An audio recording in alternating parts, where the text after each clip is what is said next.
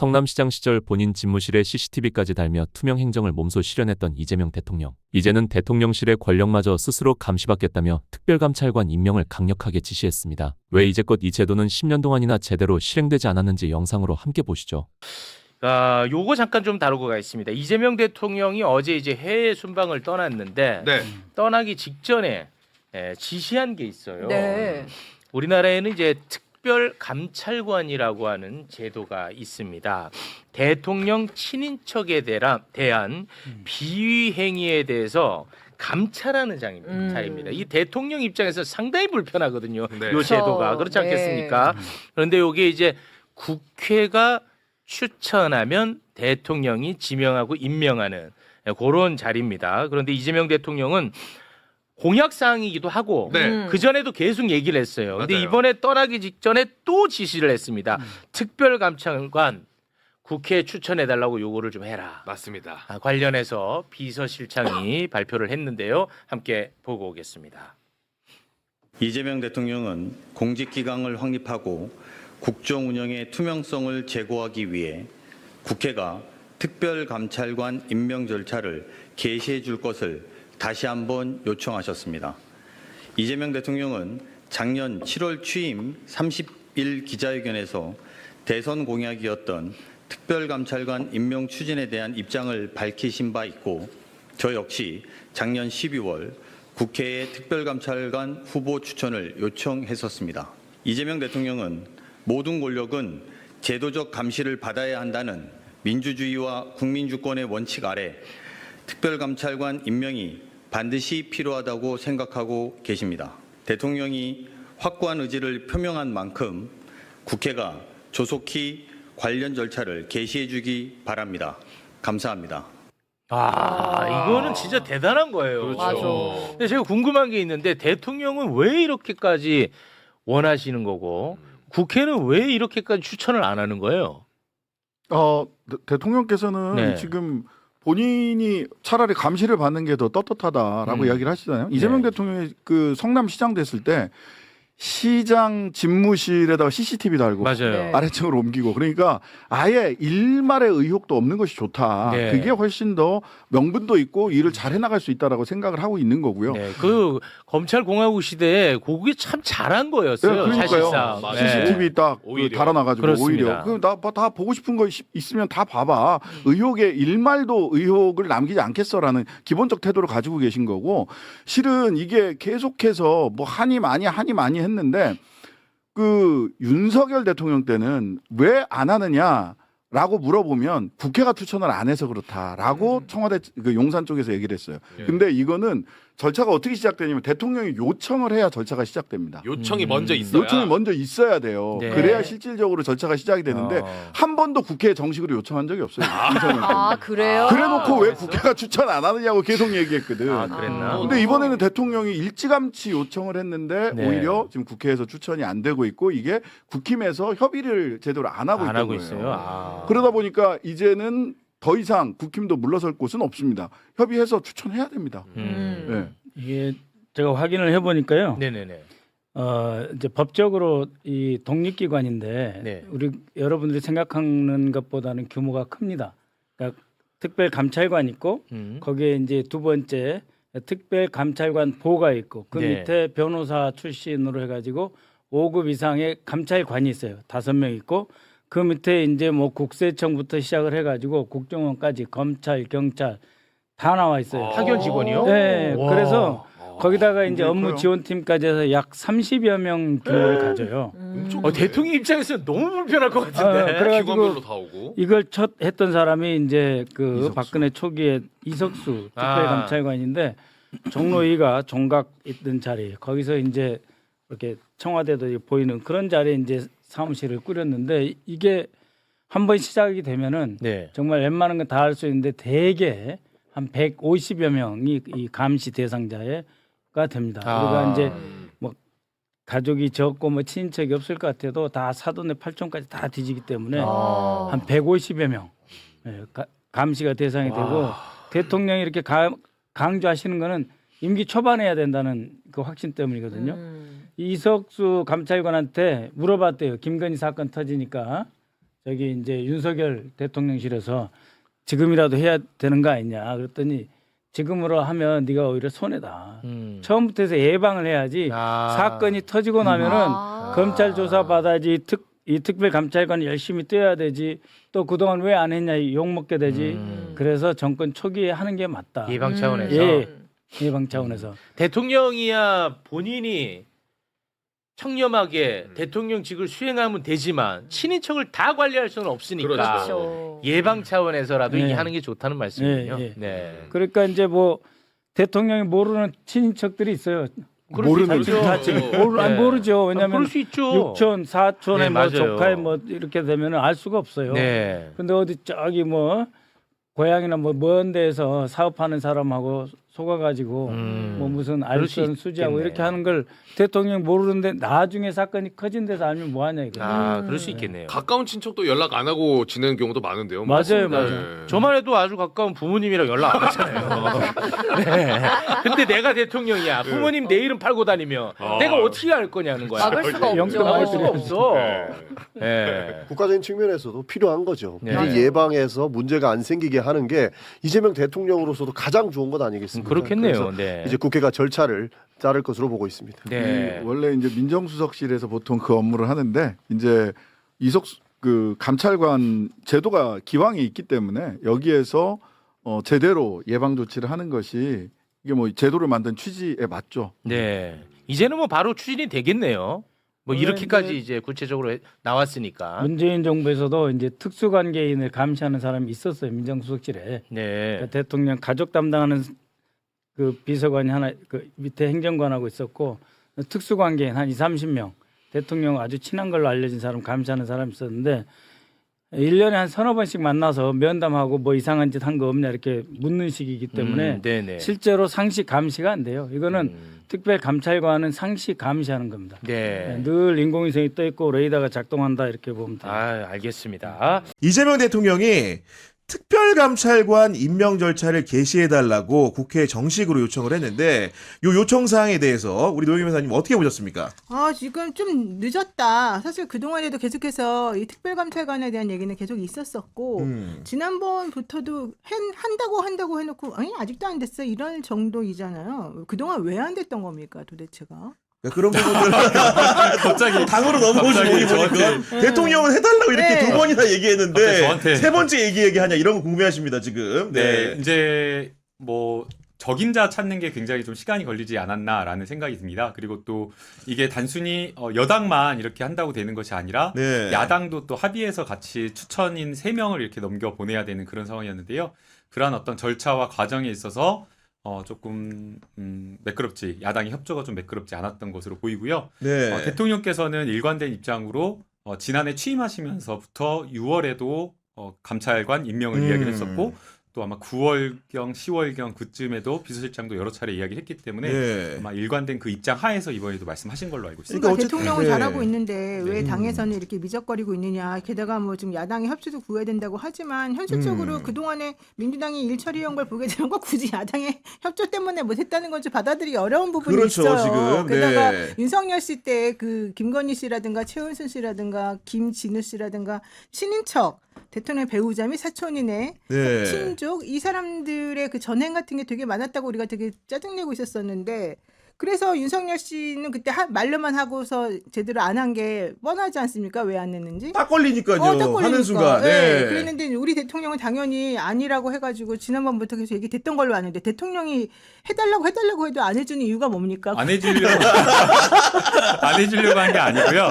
2016년 이후로 지금까지 한 번도 임명이 안 되고 있었어요. 어쨌든 그러니까. 네, 이제 결국에는 이제 아마 적임자 이제 찾기가 쉽지는 않았던 것 같아요. 노영희 변호사님 추천하면 혹시 하실 수 있으실까요? 저를요? 네. 자격 미쳤나? 요건은 되게 중견 법조인들이 이렇게 미쳤나 봐. 저는 왜 안 돼요? 이게 청문회가 있어요. 네, 그러니까 청문회 있죠. 청문회가 네. 있어요. 청문회에서 왜 안 됩니까? 청문회 선택할 수 없습니다.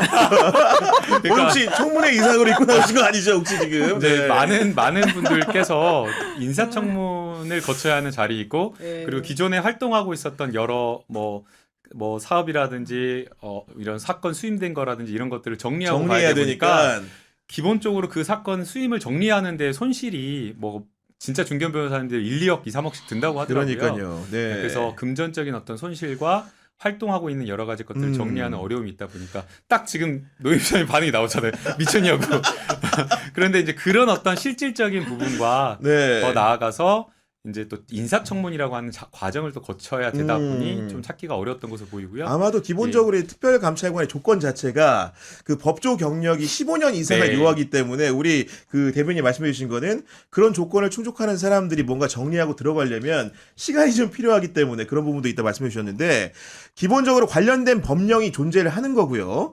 그러면 가장 그 뭔가 좀 이 법이 도입되면 불편한 사람이 누군가 보면 당연히 대통령과 배우자, 게다가 이제 사촌 이내의 친족들이 이제 감찰 대상자군에 들어오기 때문에 가족 친지가 굉장히 불편할 수 있는 거고 거기에 더해가지고 법령이 정한 대상자 같은 경우에는 대통령 비서실에 근무하는 수석 비서관 이상의 공무원을 얘기하고 있거든요. 그렇게 따지면 3실장 7수석. 그렇죠. 3실장 7수석이기 때문에 당장 어제 기자들을 상대로 발표했던 강훈식 비서실장도 이 법에 의거하면 감찰 대상자가 되는 겁니다. 네. 네, 그래서 사실 이게 불편한 것 아니냐라고 하면서 역대 정권에서는 임명을 안 한 측면이 있었습니다. 그러나 이재명 대통령은 국정 운영 자체의 가장 기본적인 철학을 투명하게 그 의사결정과 국정 수행 이런 것들을 다 공개해야 된다라는 원칙하에 네. 국무회의까지 다 공개를 하고 있기 때문에 오히려 감찰의 대상이 되는 것이 이 국가 권력을 건강하게 만든다라는 그런 기본적인 이념과 철학이 있으신 걸로 보이고요.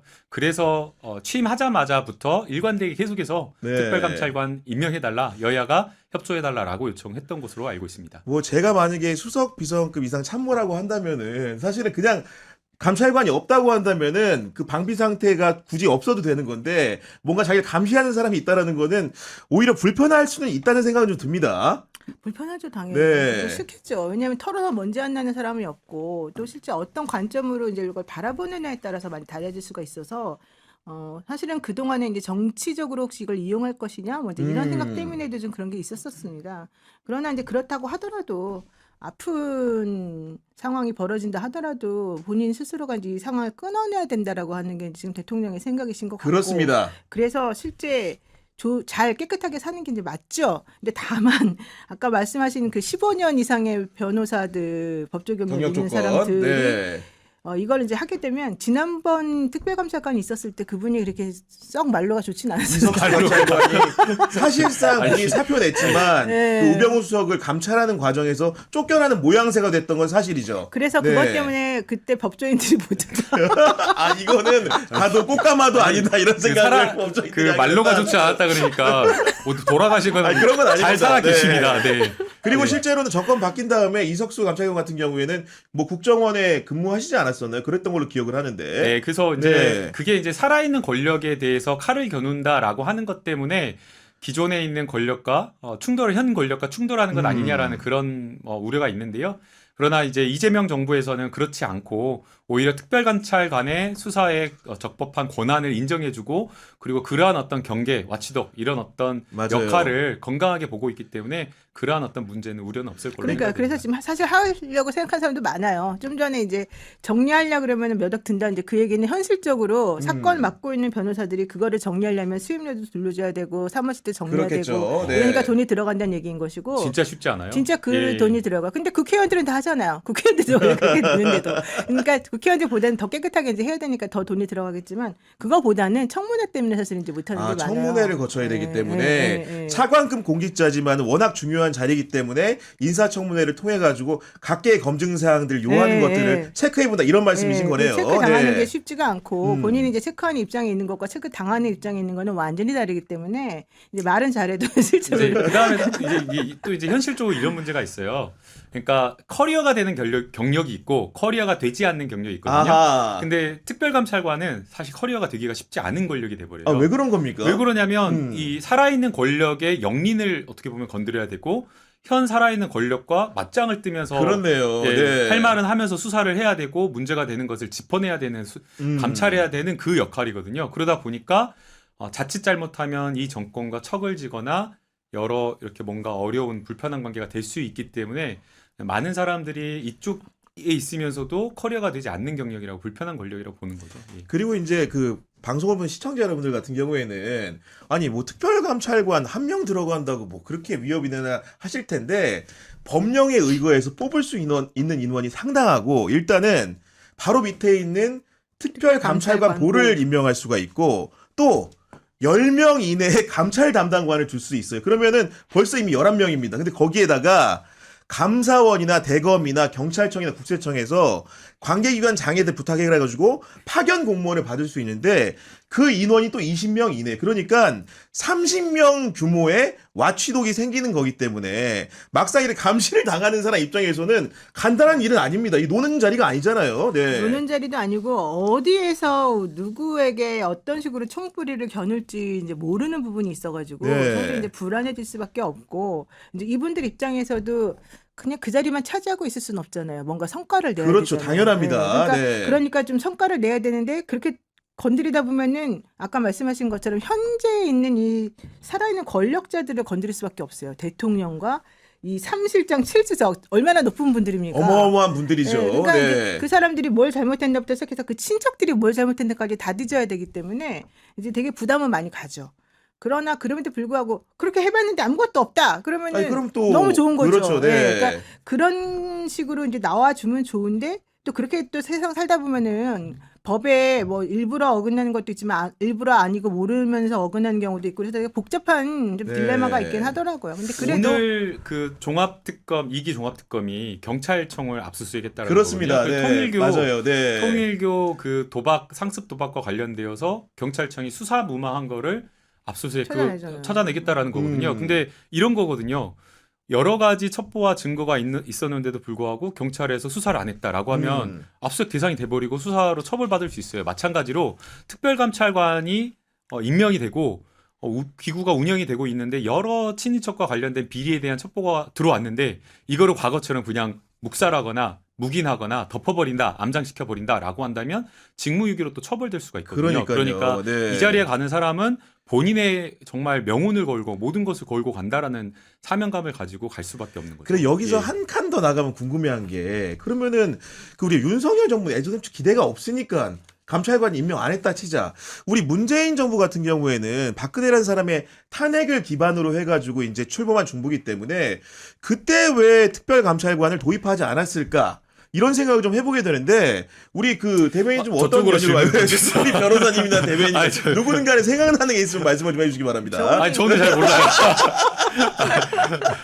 아니 근데 제가 이제 얼추 당시에 기억을 더듬어가지고 기사 쓰고 했던 것들을 생각을 해보니까 기본적으로는 민정수석실하고 기능이 중복되는 게 좀 있었던 것 같아요. 예를 들면은 기본적으로 여러 가지 이제 감찰 업무라는 게 민정수석실 고유의 기능에도 포함이 돼 있기 때문에 특별감찰관의 감찰과 민정수석실에 파견 나온 공무원들의 감찰 행위가 중첩되는 부분이 있으니까 약간 좀 이렇게 직급은 다르지만 그런 부분들에 대한 우려가 좀 있었던 것 같고 하나는 당시만 하더라도 공수처 설치가 우선되는 과정이었고 실제로 공수처라는 것이 고위공직자 범죄수사처였기 때문에 그 고위공직자 군에 사실은 감찰을 받게 되면 대체로 수사로 이어지는 경우가 많기 때문에 공수처를 설치하면 이런 문제들이 좀 해결될 수 있을 것이다. 이런 식의 얘기들이 좀 있었던 걸로 알긴 아는데 그럼에도 불구하고 문재인 대통령도 몇 차례 언급을 했기 때문에 그때와 지금 무엇이 다를까? 그리고 이재명 대통령은 정말로 진정성 있게 무조건 해달라고 하는 거기 때문에 그 차이가 조금은 존재하지 않는가라는 생각을 좀 해보면서 그 바통은 김남국 대변인에게 드립니다. 지금 그러니까 과거에 저는 과거를 네. 묻고 싶지 않고요. 네. 그러니까요. 네. 이제 10년 만에 이제 그 이재명 대통령께서 진정성 있게 특별감찰관을 임명해달라고 요청을 한 것이고요. 그냥 단순하게 한 번 이렇게 이야기하신 것이 아니라 취임 초기부터 계속해서 말씀을 하신 맞아요. 것이고 네. 여야의 공의 이야기를 했기 때문에 이번에는 좀 임명이 될 것으로 보입니다. 그리고 실질적으로 오늘 여야가 이 부분에 대해서 만나서 협의했다라고 네. 이야기를 하고 있기 때문에 양당 간의 추천을 좀 할 것으로 보이고 너무 이상한 정말 말도 안 되는 야당도 사실은 필요하다라는 부분에 있어서는 공감을 하고 맞아요. 네. 그런 거잖아요. 그렇기 때문에 너무 이상한 인사를 추천하지 않는다라고 한다면 원만히 좀